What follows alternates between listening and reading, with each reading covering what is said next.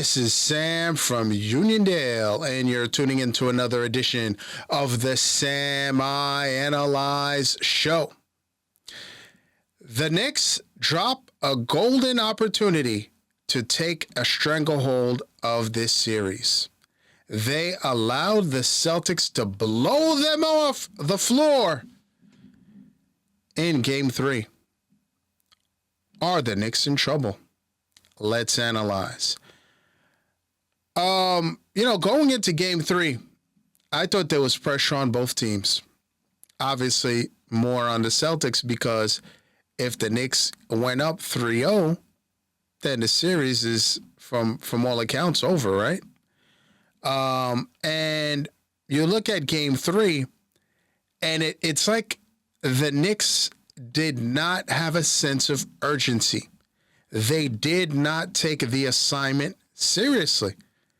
I don't know.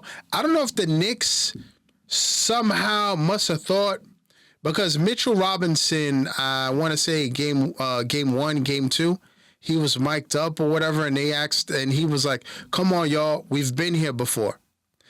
After what I saw in Game 3, I got a question, Knicks, to the whole brass, right, from coaching to the players.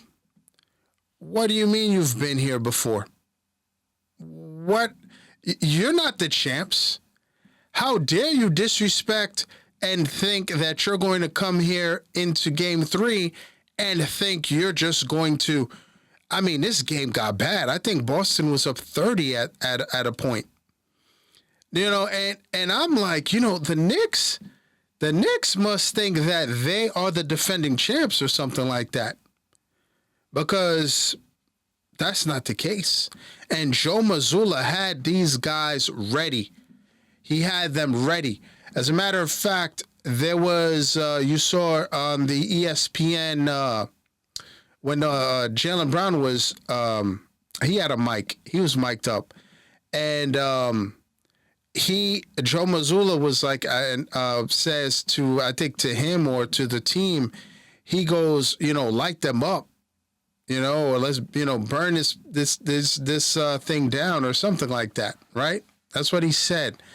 And I was like, that's the mindset. These guys are champs. They're not going out like this.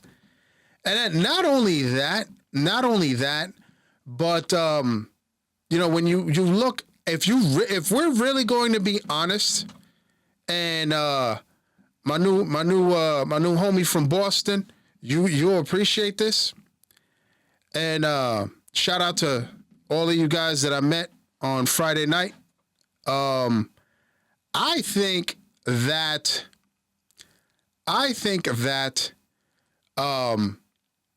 when you look at this series, if we're going to be honest, and look at this series, the Celtics have been far and away the better team. They have been the better team. I mean, they don't have the wins to show for it, but other than the Knicks coming back in the final few moments or towards the end of the third quarter, going into the fourth quarter, the Celtics have been the better team. So I would think that the Knicks already would have a chip on their shoulder going into Game 3 and understanding the assignment that, look, we cannot let this team go up 20 points on us. We cannot leave wide open threes, and, like the Knicks are the champs and they can tap into their winning ways to win the game. That's not the case, y'all. That's not the case. So right now, I really got to thinking, and I watched the game again, and this is just what I'm seeing right now. The Knicks, 3 straight games coming out lackadaisical, not caring. And if they do that in Game 4, the series is going to be tied, and the Knicks are done in 6. Possibly. And the only reason I'm saying that is I remember back in the day, the Knicks went up 2-0, and it was the reverse, right? They won Game 1 and 2 at MSG. but then they had to go to Chi-Town and play MJ. Now, here's the deal. I said the reason why, and some people took it as disrespect for Boston, that I say the Knicks in 4, because I feel that if you're going to look the guy who's I think who's more feared, if you look on paper, like if you're on the basketball court in street ball and man B, and you're picking the best player on the floor, Boston Celtics fans are gonna say, "Oh, it's Jason Tatum, it's Jaylen Brown." No, it's not. It's Jalen Brunson. That's the best player. And contrary to what people think, Karl Anthony Towns, because of the inconsistency, and I think he's just hurt. I think you want to put Jaylen Brown above Karl Anthony Towns or Tatum. You can pick one of them at second, and then Cat wherever 3, but he's definitely not 4. In my opinion, especially when he plays dominant basketball and focuses on the task at hand. But here's the deal, y'all. Boston is up, now has a game, okay? Which is something I did not want to see, but I know Boston has not lost 3 in a row in quite a while. And they are very comfortable on the road, and they are very comfortable at MSG. What happened to the Knicks in that game, to be honest with you, is that Boston started off 6 for 7 in the first quarter. And that set the tone. They had 36 points off the 3-point line by half, I believe. And the thing with the Knicks, no, not by half. Something's not adding up. The math ain't mathing. No, that's right. And they ended up 20 of 40 from 3, so they shot 50% from the field, where the Knicks were like 5 for 25. And I felt that, and then Boston was 63% from 3, where the Knicks were 12%. And that was the game right there. That was the game. And I saw a lot, you don't want to do the blame game, especially when, it's a team sport.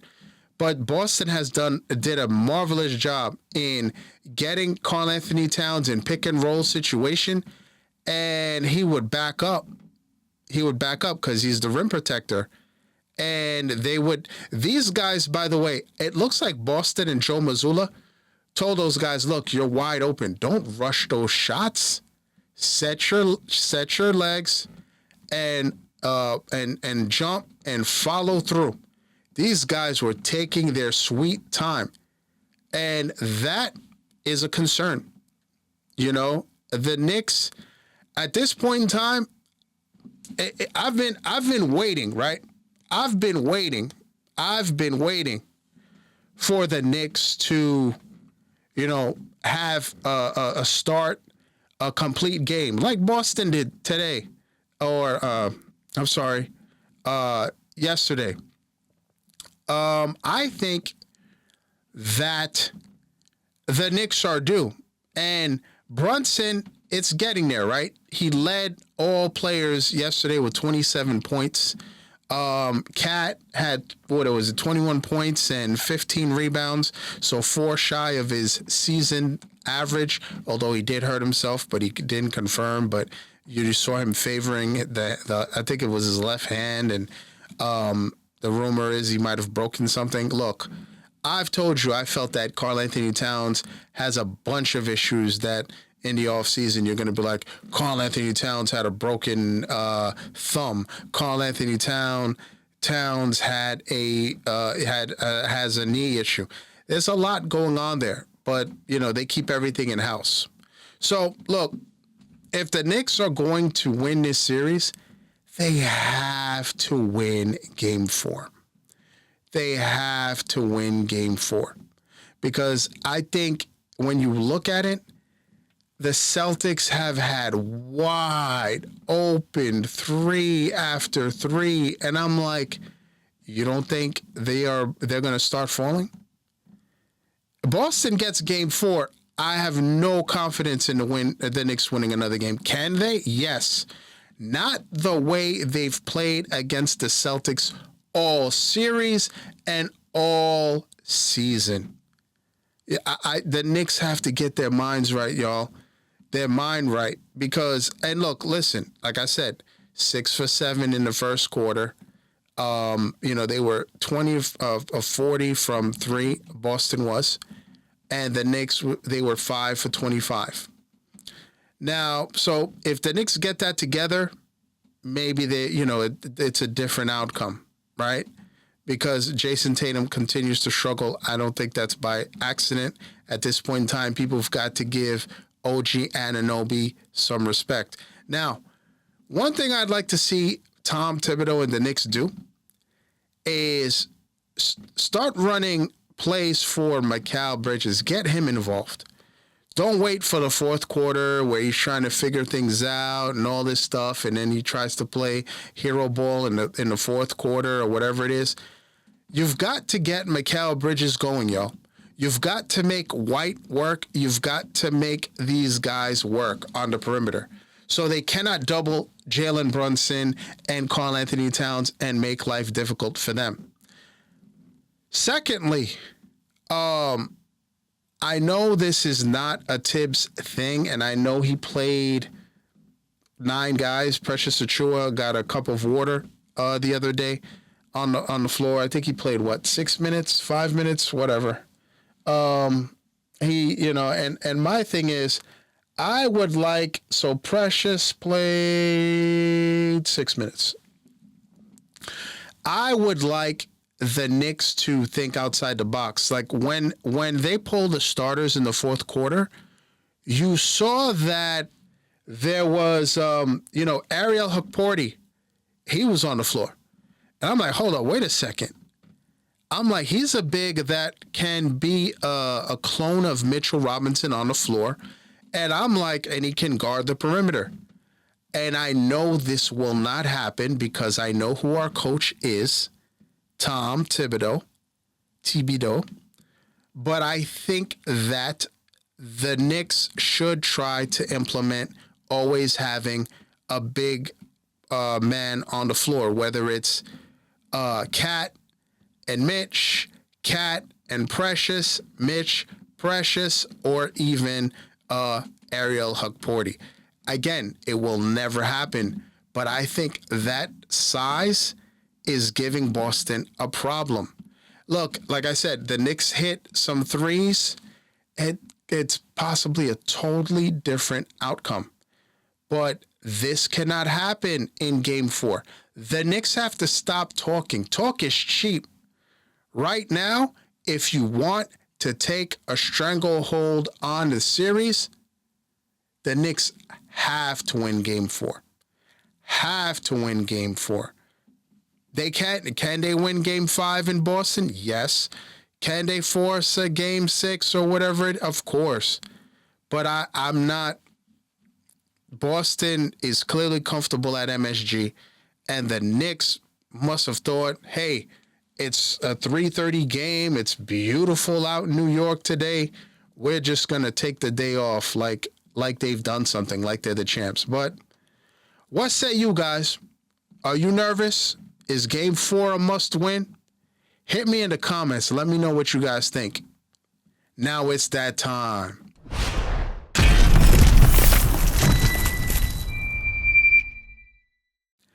After injuring his throwing shoulder, the Saints' Derek Carr announced his retirement. I'd like to thank everybody for tuning in. Folks, I am on most social media platforms at SamIAnalyze. Please like, share, subscribe, and you see that notification bell to the right. Please click on that. That will let you know the next time I drop another video. Thanks for tuning in. And as always, à tout à l'heure.